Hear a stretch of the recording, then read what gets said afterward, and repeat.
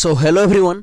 आज के वीडियो में बात करने वाले हैं दोस्तों एसएससी सीजीएल मेंस में 4200 और 4600 ग्रेड पे के लिए भाई कितने नंबर पर आपको कौन सी पोस्ट मिलेगी, यानी कि इसके लिए आपके एक्सपेक्टेड कट ऑफ क्या हो सकती है। ये सारी बातें आपको आज की वीडियो में मिलने वाली है। साथ ही हम बात करने वाले हैं कि सीपीटी में कौन कौन सी पोस्ट होंगी और आपके यहाँ पर नॉन सीपीटी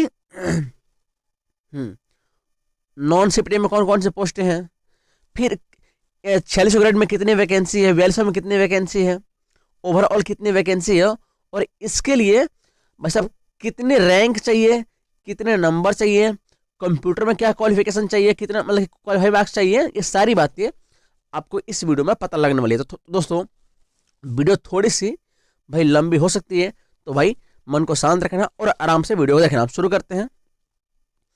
पहले हम बात करते हैं भाई कि सीपीटी में किस किस डिपार्टमेंट में वैकेंसी है। तो पहले है आपका एएसओ इन सीएसएस यानी कि सेंट्रल सेक्रेटरीट सर्विस। नेक्स्ट है एएसओ इन एमईए यानी ministry of external affairs. Next है एएसओ इन एएफएचक्यू यानी कि आर्म फोर्स हेडक्वार्टर।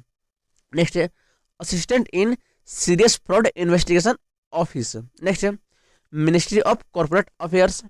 नेक्स्ट है assistant in ministry of mines. Inspector आपका ये सेंट्रल एक्साइज में हो जाएगा। फिर इंस्पेक्टर हो जाएगा प्रिवेंटिव ऑफिसर में। फिर इंस्पेक्टर आपका एग्जामिनर और सीबीआईसी। तो ये आपके सीपीटी के लिए सीपीटी का पोस्ट है। अब बात करते हैं भाई इनके लिए क्वालिफिकेशन क्या है कंप्यूटर में। तो देखो यार, यूआर के लिए भाई 27 आपके कंप्यूटर में आने चाहिए।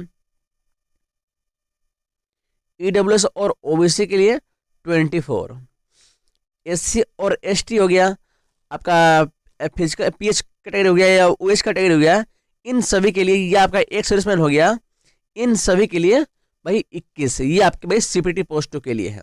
अब हम बात करते हैं कि भाई नॉन सीपीटी में कौन कौन सी पोस्टें हैं। तो आपका एक है income tax department CBDT, assistant information officer AD और डीओआर। नेक्स्ट है सब इंस्पेक्टर सीबीआई में। फिर सब इंस्पेक्टर एनआईए और नारकोटिक्स और अदर एजेंसी में। फिर inspector central bureau of narcotics. फिर सेक्शन हेड। फिर junior statistical officer, statistical investigator grade 2, divisional accountant, executive assistant, office superintendent. जिसकी जो वैकेंसी है ये आपकी भाई 6800 वैकेंसी है। कहने का मतलब क्या है कि नॉन सीपीटी पोस्टों में जो सबसे अच्छी वैकेंसी रहने वाली है ये आपके ऑफिस सुपरिटेंडेंट में रहने वाली है। नेक्स्ट आपका ऑडिटर, फिर अकाउंटेंट, जूनियर अकाउंटेंट हो गया, फिर सीनियर सेक्रेटरी असिस्टेंट और अपर डिवीजन क्लर्क, और फिर टैक्स असिस्टेंट। ये आपके भाई साहब इसके लिए आपको भाई डेस्ट क्वालिफाई करना मतलब कि जरूरी है, ये इसकी रिक्वायरमेंट है। अब हम बात करते हैं कि भाई नॉन सीपीटी के लिए भाई कंप्यूटर में कितने मार्क्स चाहिए। ठीक है, एक मिनट। तो देखो यार, यूआर के लिए आपको 18 चाहिए। ओबीसी हो गया, ईडब्ल्यूएस हो गया, इसके लिए 15 चाहिए, और एससी एसटी के लिए 12।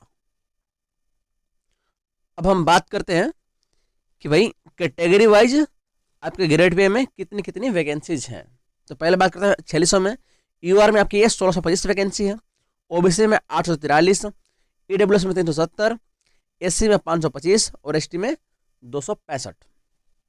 अगर बात करें आपका 4200 ग्रेड पे की, तो आपके यूआर में 1927, ओबीसी में 1906, ईडब्ल्यूएस में 693, एससी में 1058 और एसटी में 522। ओवरऑल आपकी ये 7106 वैकेंसी है।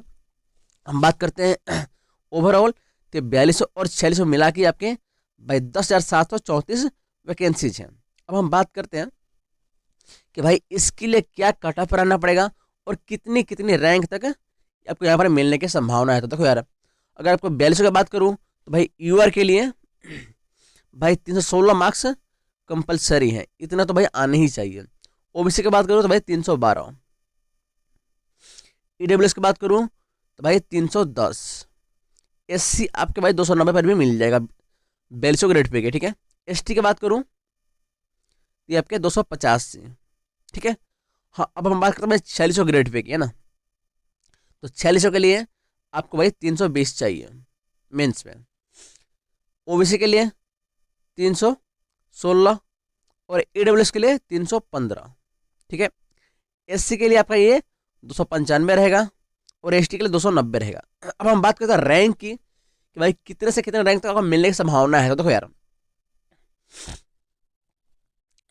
अगर मैं बात करूँ UR की तो आप ये ले चलो कि भाई साहब 6500 से लेकर 7000 तक रैंक में अगर आपका आपका इसके अंदर आपका रैंक आ रहा है तो आराम से आप इसके लिए क्वालिफाई हो जाओगे, ठीक है। बात करो आपका OBC की तो ये आपका भाई 7000 से लेकर 8000 तक अगर इस रैंक के बीच में आ रहा है तो आप इजीली क्वालिफाई हो किसके लिए, OBC के लिए, ठीक है।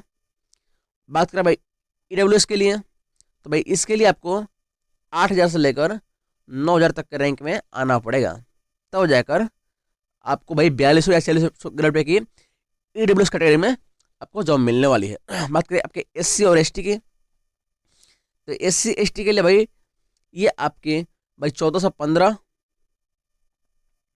और ये आपका 15 से 16। अगर इसके अंदर में आपका रैंक आ रहा है तो इजीली आप SC और ST के लिए आप क्वालिफाई हो। ये आपका भाई नंबर हो गया, रॉ मार्क्स हो गया, ये चीज़ें हो गया। बाकी हमने कंप्यूटर के लिए बात कर ही ली है कि ये आपका भाई ये आपका नॉन CPT वाला कंप्यूटर वाला मार्क्स हो गया। UR में 18, OBC में AWS और SC ST में 12 और ये आपका CPT में UR में 27, OWC में 24 और ex serviceman OHPS category SC ST इन सब के लिए भाई 21 तो चाहिए। तो ये चीज़ें सारी बातें हो गई। बाकी और भी कुछ पूछना तो पूछ सकते हो। हाँ, अगर आपको अभी भी डाउट है तो आप सिंपली भाई अपना रॉ मार्क्स कमेंट करेंगे। रॉ मार्क्स आपकी कैटेगरी कौन सी है, यानी कि आप UR हो, OBC हो, SC हो, ST हो, जो भी हो, ठीक है, या आप भाई PS कैटेगरी से आते हो या OH कैटेगरी से आते हो, फिर आपके भाई कंप्यूटर में कितने मार्क्स आए हैं, ठीक है। तो अगर आप इतना कर देंगे तो भाई हम आपके लिए एक डिटेल वीडियो ला देंगे जिसके अंदर हम आपको ये बोल सकते हैं कि भाई कितने नंबर आने पर आपको कौन सी पोस्ट मिलने की संभावनाएं हैं। चलिए आज के लिए इतने, धन्यवाद।